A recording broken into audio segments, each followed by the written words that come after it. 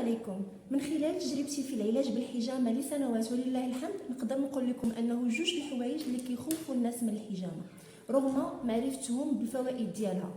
الحاجه الاولى التعقيم، وكيتعتبر التعقيم خطوه مهمه جدا لتفادي انتقال اي عدوى، لهذا من اجل ضمان عدم انتقال الامراض المعديه والفيروسات من شخص لاخر خلال ممارسه الحجامه لابد من استخدام المعالج لادوات الحجامه بحال الكؤوس ومشرط الحجامه والقفازات لمره واحده فقط. وحاليا توفر الكؤوس البلاستيكيه وهي اللي صبحت اكثر انتشارا واستخداما وكتستعمل مره واحده ما يمكنناش نعقموها.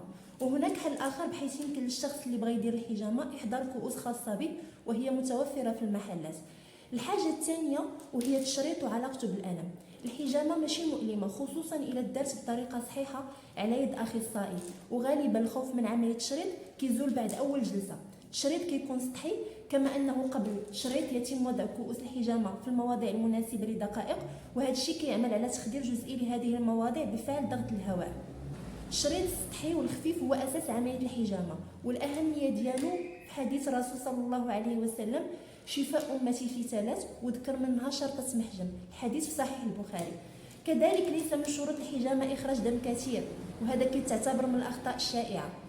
اللي خاصكم تعرفوا ان اي تشويه الحق بالحجامه فهو نتيجه الممارسات الخاطئه والخطيره لبعض المعالجين وجهلهم بشروط السلامه الصحيه للشخص اللي بغى يدير الحجامه، واذا ما كان عنده اي مانع من موانع الحجامه.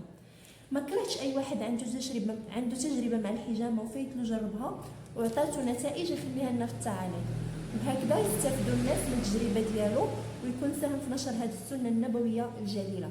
حجامه سنه ودواء.